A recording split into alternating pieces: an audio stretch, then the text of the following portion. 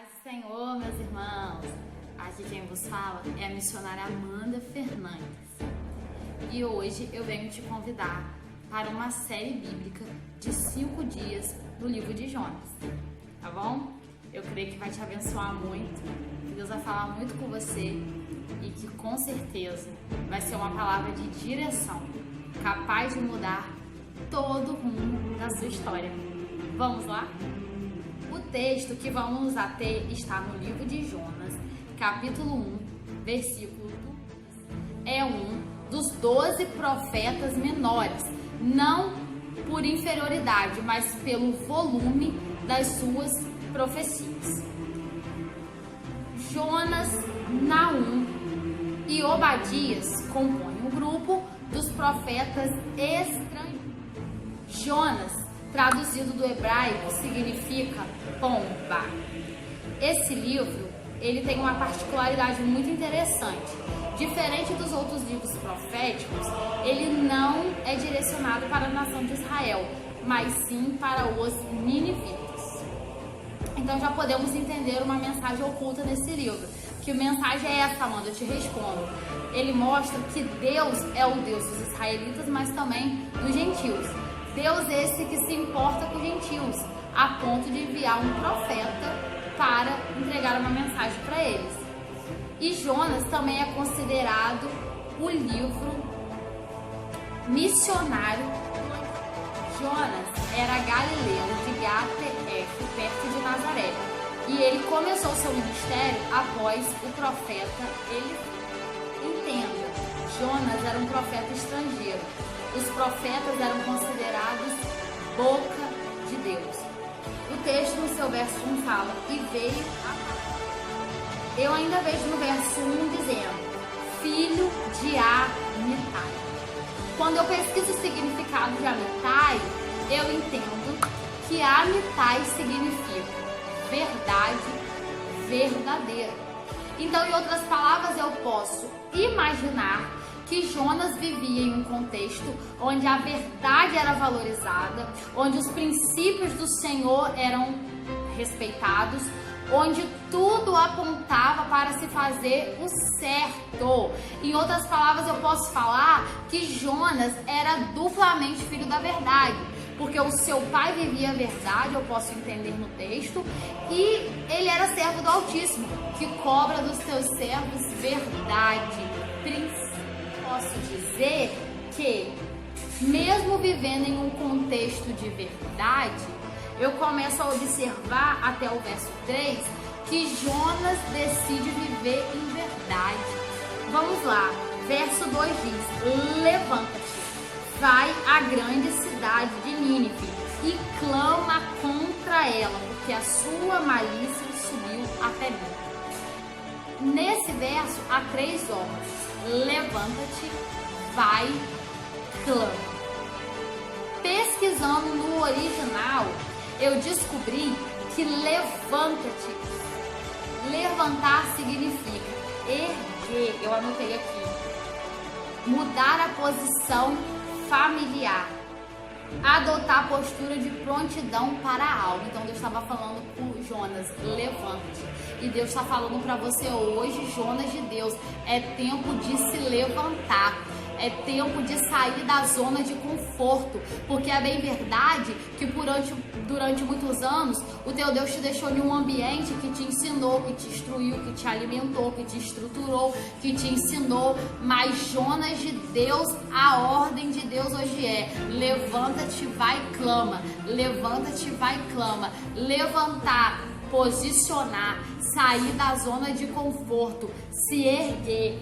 Vai significa prosseguir, andar, ou seja, movimento. Sai do lugar onde você está, porque era como se Deus falasse para Jonas, Jonas, você ficou, te preparei, mas agora requero de você, Jonas, estou requerendo de você, levanta-te, que você se levante e que você vai.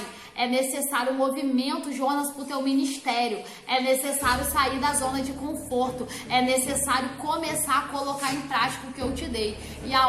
E a última ordem do verso é clama. Clamar no original aqui significa gritar, clamar, proclamar.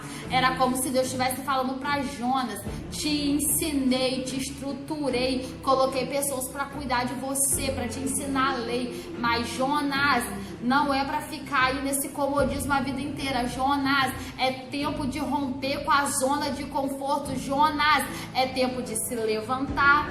É tempo, meu filho, de ir. E é tempo, meu filho, de proclamar. É tempo de movimento para o teu ministério. Eu já venho decretar hoje, proclamar na sua história. É tempo de se levantar. É tempo de se movimentar. É tempo dos missionários entrarem em ação. E é tempo de usar tudo.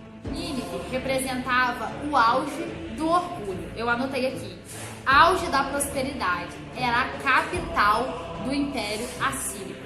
Nínive tinha aproximadamente 1 milhão de habitantes. Nínive tinha um muro de 30 metros de altura e a largura de Nínive era tão ampla que poderiam passar 3 carros de guerra um do lado do outro. Nínive era referência no cultivo. A Síria dominou toda a costa do Mediterrâneo e essa dominação estava sendo feita com muita ferocidade, com muita crueldade, com muita carnificina. Eles arrancavam as peles das pessoas, eles penduravam os corpos dos mortos nos muros, eles também arrancavam a língua das pessoas na raiz, eles prendiam os corpos das pessoas com estacas. Eles eram extremamente maldosos, malvados, assustadores. Eles faziam montanhas de corpos nas suas invasões. Então entenda, Deus não está mandando Jonas ir para qualquer lugar. Deus estava mandando Jonas ir para um cenário de horror, um cenário de escuridão, um cenário de prosperidade, mas um cenário onde todos temiam. E ele achava que a próxima terra a ser dominada seria a sua. Então Jonas, ele nutria um medo, ele nutria um ódio, ele nutria uma dor, ele nutria tudo de ruim em relação a Nínive. Eu já venho ser porta-voz de Deus para te falar que hoje, profeta, o teu Deus te convida para retornar lá no lugar onde dói, no lugar onde você tem bloqueio, no lugar onde você tem medo, no lugar onde você não quer bater de frente com a pessoa que você não quer bater de frente, com o cenário que você fugiu, que você se escondeu, com o cenário que você não quer mais voltar lá porque você tem. Hoje a ordem de Deus vai pregar em Nínive. Amanda, mas eu saí de Nínive mal. Amanda, mas eu tenho medo de Nínive. Amanda, mas a fama de Nínive é assustadora. Mas Deus está falando, é necessário para Nínive, num lugar escuro, num lugar sombrio, num lugar que mexe com as suas emoções, num lugar que mexe com os seus sentimentos, num lugar que mexe com a sua estrutura. É lá que Deus quer que vai pregar, que você vai pregar e que eu vou pregar. Quem sabe a sua Nínive hoje seja a sua família. Quem sabe a sua Nínive hoje seja alguém que te feriu. Quem sabe a sua Nínive hoje seja alguém que te molestou. Mas a ordem de Deus é tempo de ir lá no lugar sombrio, é tempo de visitar os seus medos, é tempo de ir lá naquilo que mexe com a sua estrutura. Deus está falando: vai para Nínive, vai para o foco da dor, vai para onde a sua carne não quer ir, mas a minha ordem é vai. Deus está falando: vai profeta, porque eu vou ser contigo, vai profeta, porque eu te preparei para isso, vai profeta, porque eu te estruturei para isso. Deus está falando: é necessário ir onde ninguém quer ir, é necessário romper com ele.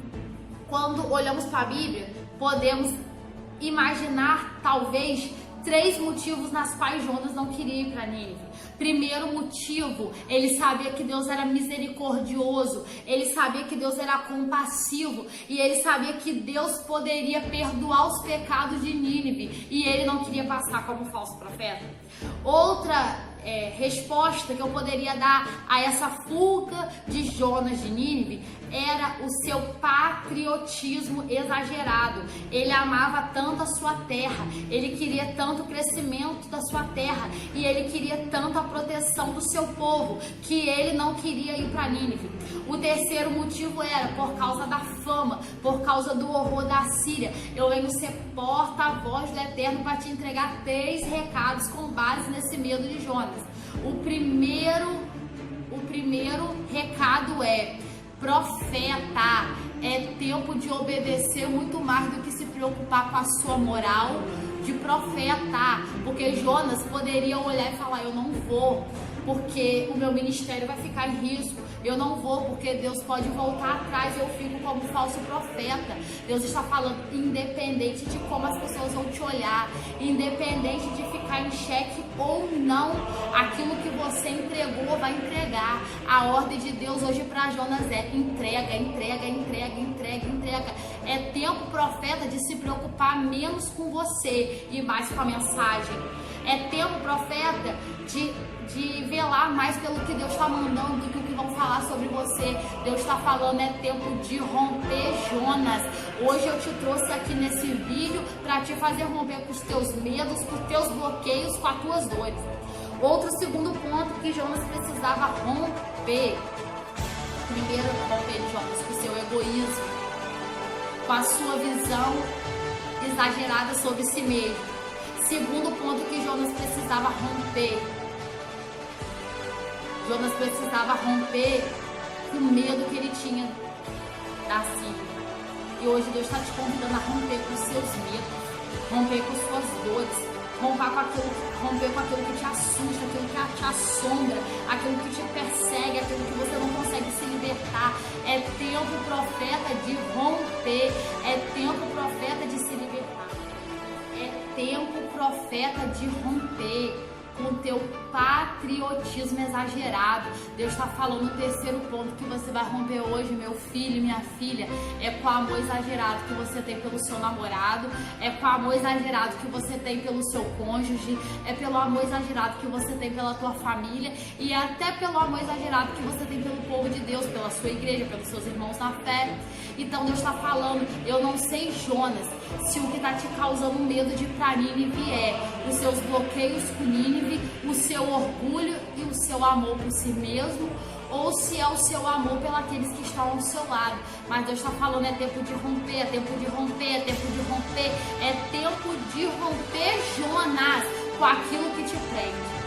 Porque agora, Jonas, não é sobre você, é sobre quem te chamou e te alistou. Engraçado que o texto fala que ele desceu para Jope e lá ele comprou uma passagem para Tarsis. A profeta, a profetisa, a mulher de Deus, a boca de Deus. Deus estava falando, vai para esse caminho. E ele estava indo na direção oposta. Quando eu olho para Tarsis, eu entendo que Tarsis ficava a 4.000 quilômetros de Jope. Tarsis estava no sudoeste da Espanha. A viagem duraria quase 1 ano, ou seja, ele está pagando a passagem, ele está pegando o controle da sua vida, está falando, Senhor, vou fazer do meu jeito, eu vou para onde eu quero e eu vou. Só, profeta, cuidado com as suas escolhas. Eu vim hoje trazer uma palavra de Deus para quem está querendo ir na contramão. Eu venho ser porta-voz de Deus para te dizer, Jonas, sempre existirão passagens, sempre existirão propostas para te levar na contramão do que Deus tem contigo, mas a escolha, Jonas, hoje está na tua mão. Quando eu pesquiso sobre Tarsis, eu aprendo que Tarsis era referência na prata, no ouro e no chumbo, ou seja, ele está indo para um lugar aparentemente de prosperidade, mas não era o lugar que Deus queria que ele tivesse. Então eu já venho te entregar uma mensagem da parte de Deus. O que adianta ir para o lugar da prosperidade, da bonança, se Deus não for com você? O que adianta ir para um caminho que todo mundo se dá bem, se Deus não for com você? Eu venho ser porta-voz de Deus para te dizer, Jonas, existe um caminho de milagre traçado por você em Nínive. Esse caminho vai romper com as suas vontades, com o seu querer e até com o que você acha certo ou não certo. Mas eu venho ser porta-voz para te dizer que em Nínive tem salvação, que aquilo que assusta em Nínive não vai assustar mais, porque o caminho da obediência, ainda que seja assustador no início, ele é o melhor caminho para nós. Mas cuidado, meu filho e minha filha, com o caminho de Tarsis. O que adianta a prosperidade? O que adianta um lugar promissor se Deus não for por você? Eu já vim finalizando esse vídeo hoje para te dizer o que adianta estar no lugar do dinheiro se Deus não for por você, estar no lugar da carteira assinada se Deus não for por você, estar no lugar de um casamento se Deus não for por você. Eu venho ser porta-voz de Deus para te falar: cuidado com as suas escolhas, profeta. Cuidado com as suas escolhas, profetiza, porque o que é a prosperidade se Deus não estiver nela? O que é Tarsis se Deus não estiver com você em Tarsis? Eu venho ser porta-voz de Deus para te dizer: obedecer é melhor. Porque quando nós obedecemos, até o terror tem livramento. Até no terror tem prosperidade. Até no terror Deus honra a sua palavra e mostra que é contigo o profeta. Beijos. Amanhã nós nos encontraremos novamente aqui, porque tem um vídeo 2 sobre a história de Jonas para nós analisarmos e meditarmos. Forte beijo. Obedecer é melhor do que sacrificar. Fiquemos, pois, meus amados, no caminho da obediência.